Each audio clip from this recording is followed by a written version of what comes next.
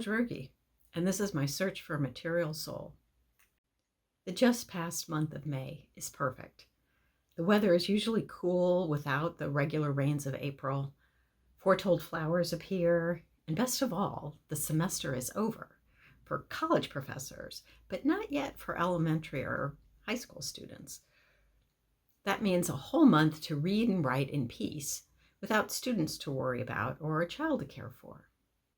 For over a decade now, my child has not needed me to care for him, and as of last semester, I will no longer have students to worry about. During the season of winter contemplation, I decided to retire. My motivation was partly to have time to work on the ideas for this blog. Mostly, though, I was frustrated that AI was eating my students' brains, and no one was doing anything to stop it, least of all the university administration. There are still bright, intellectually curious students who will challenge themselves to read difficult texts, think critically, and struggle with the process of finding words to express complex thoughts.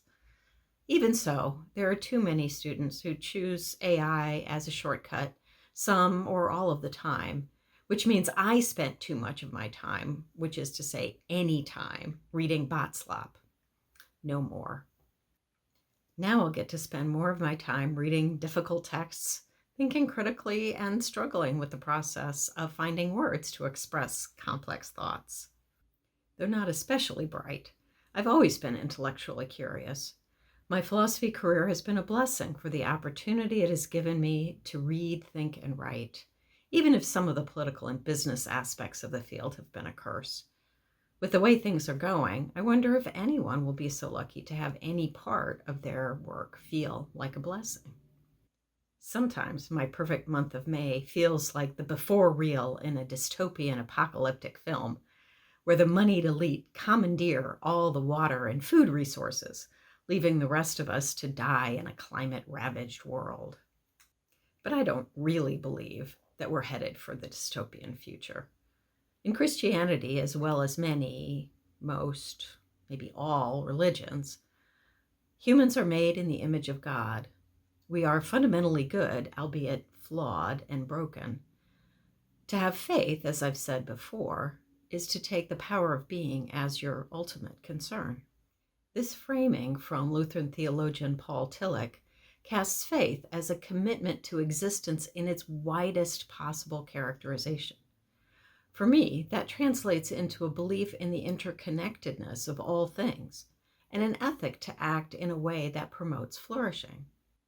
One reason the current political dynamic is distressing is that it operates to diminish rather than enhance flourishing. Even those power brokers who gain advantage from opportunism and corruption are not actually flourishing, I would say. A version of the Buddhist loving-kindness meditation involves a wish for wellness, happiness, and peace to oneself, loved ones, acquaintances, and also to those who annoy or anger you. In response to someone who is having difficulty wishing happiness to a certain hateful public figure, the Venerable Surakulame Pemaratana suggested wishing that person wisdom rather than happiness. For Buddhists, wisdom and happiness are essentially interconnected. Money and power are not a source of flourishing, even if the absence of them obstructs flourishing.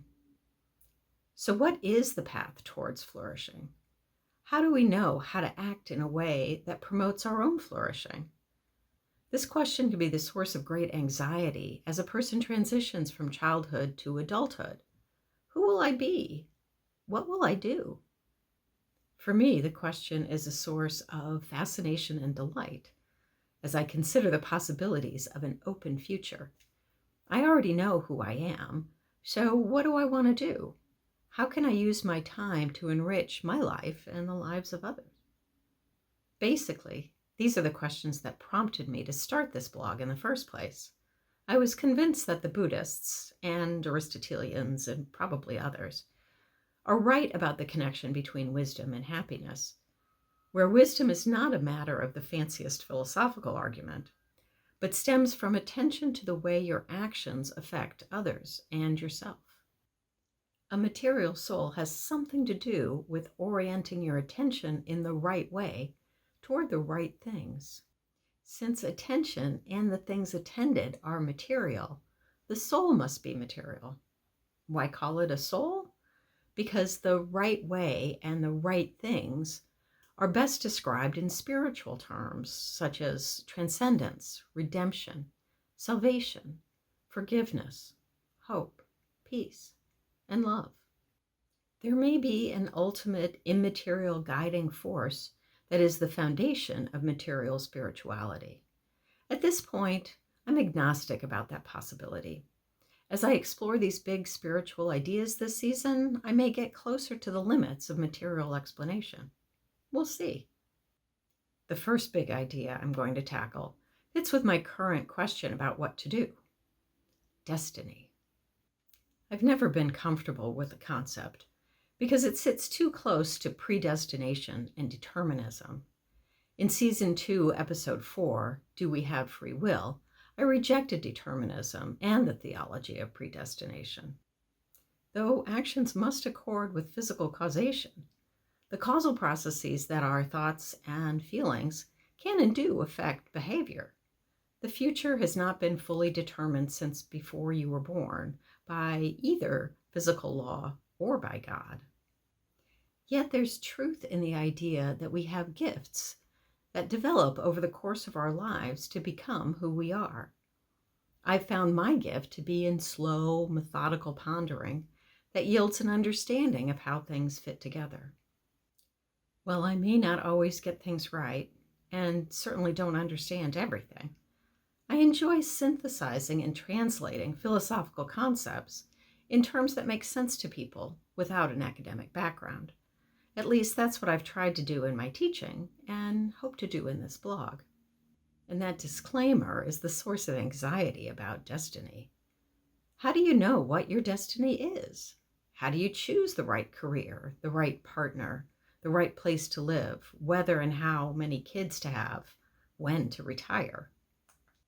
I've been reading Jewish philosopher and theologian Martin Buber's classic I and Thou, where he lays out a notion of destiny as more of an attitude than a metaphysical necessity.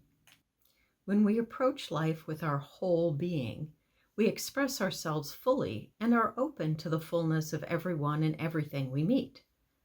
I'll be developing this way of thinking about destiny in my next video. As I said, I will be posting only once a month this season to have more time to do that synthesizing and translating that I do. Meanwhile, please consider leaving a comment or question. I would love to have a conversation about these ideas, especially now that I don't have students to help me clarify things. Do you know what your destiny is? How do you know? Until next time, love, peace, and soul. With respect for one of my favorite shows of all time.